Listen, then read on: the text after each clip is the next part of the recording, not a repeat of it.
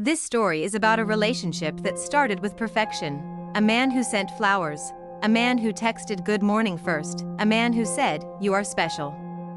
But love slowly turned into control. First, he isolated me from people. Then he made me doubt my reality. Then he made me emotionally dependent. When I tried to leave, I discovered I was not just a girlfriend, I was his psychological target. Then came the smear campaign, the court case, and another victim who contacted me. I used to believe monsters were obvious. They had anger issues, they yelled, they hit. But the most dangerous man I ever met brought flowers. He memorized my coffee order. He told me I was safe with him, and maybe that's what makes this story worse. Because I wasn't hunted by a villain, I was chosen by a strategist. He didn't break my heart, he rewired my mind. And by the time I realized I was being psychologically dismantled, I didn't even recognize the girl in the mirror. This is what love. Chapter 1. His name was Adrian Cole. We met at a bookstore. That detail matters. Because predators don't approach randomly, they observe. I was in the self-help section. He noticed that. Later, he admitted it. He said, "I could tell you were working on yourself." That's attractive. What he meant was, I could tell you were healing. That means you have wounds, and wounded people are easier to bond with. He asked about my childhood, my last breakup, my fears, not casually, clinical. By date 3, he knew my trauma history. By week 2, he said, "I feel like I've known you forever." He mirrored everything. My music taste? Same. My political opinions? Identical. My childhood struggles? Similar. It felt cosmic. It was calculated. Psychologists call it mirroring. It creates instant familiarity. And familiarity feels like fate. He didn't chase me, he overwhelmed me. Good morning texts, long voice notes, surprise visits.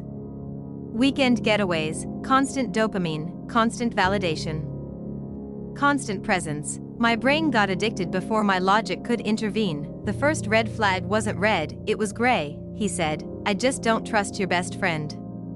She doesn't like me." She didn't, and instead of asking why, I defended him. That's how manipulation works. You protect the person harming you. He started reframing reality. They don't support your happiness. They're jealous of what we have. You've changed since you met me, in a good way. And slowly, I stopped answering calls, stopped going out, stopped sharing details of my relationship, because he said, privacy protects love. Isolation doesn't happen overnight, it happens conversation by conversation. He began testing boundaries, small lies, then watching my reaction. If I stayed calm, the lie got bigger next time. If I cried, he comforted me. Then blamed me for being emotional.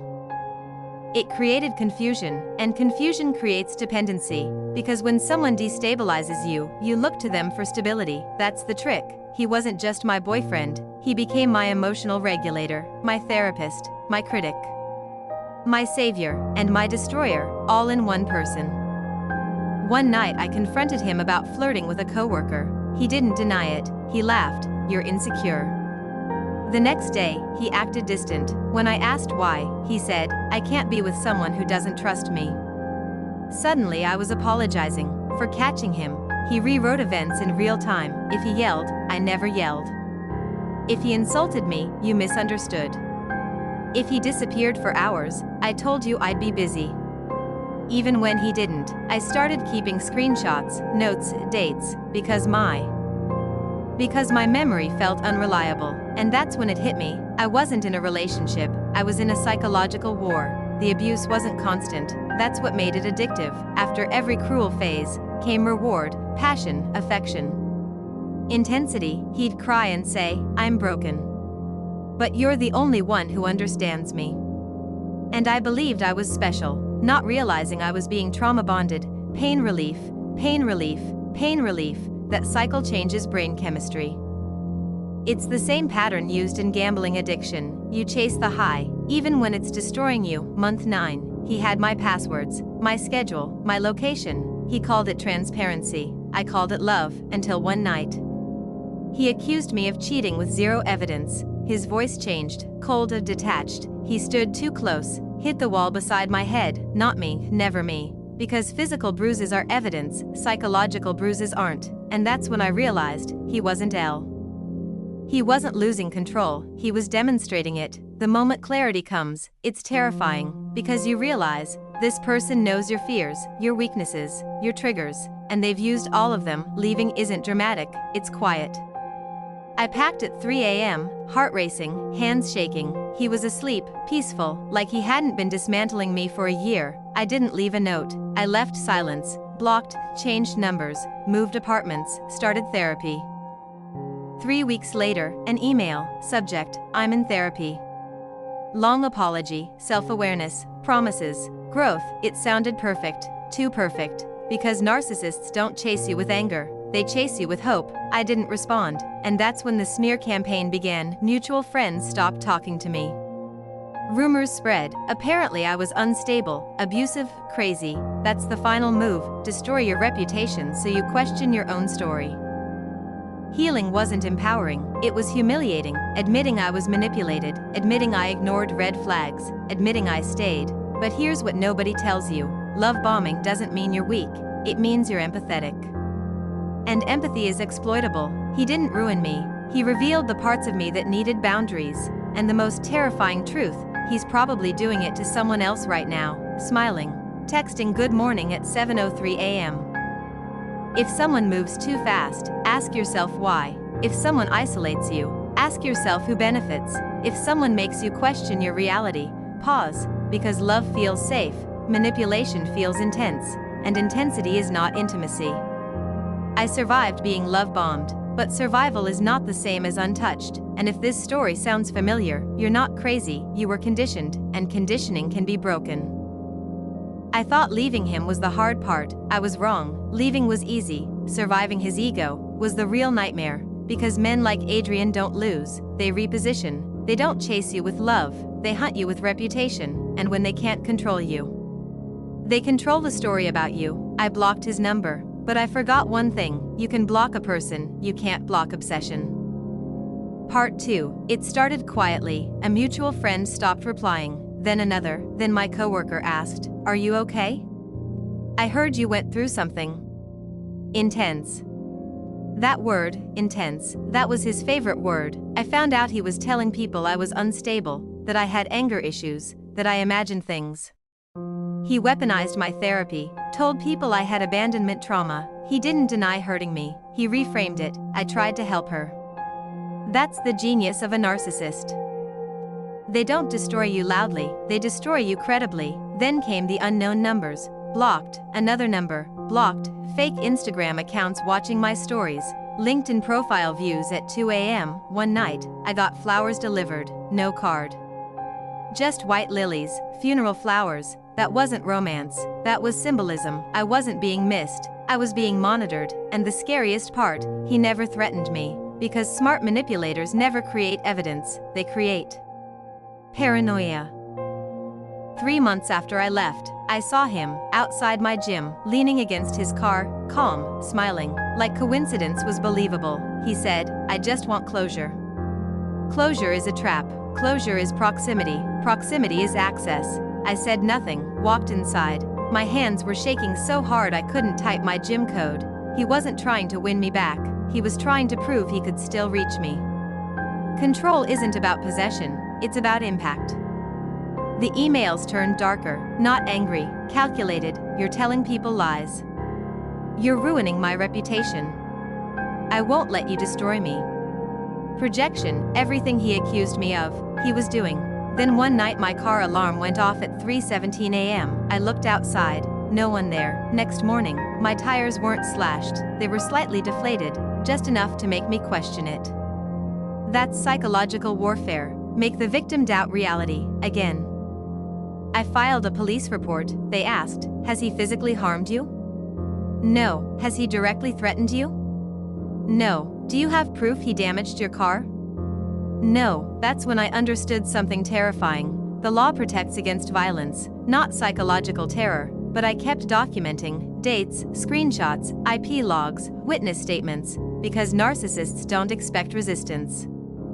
They expect emotional reaction. I gave him documentation instead.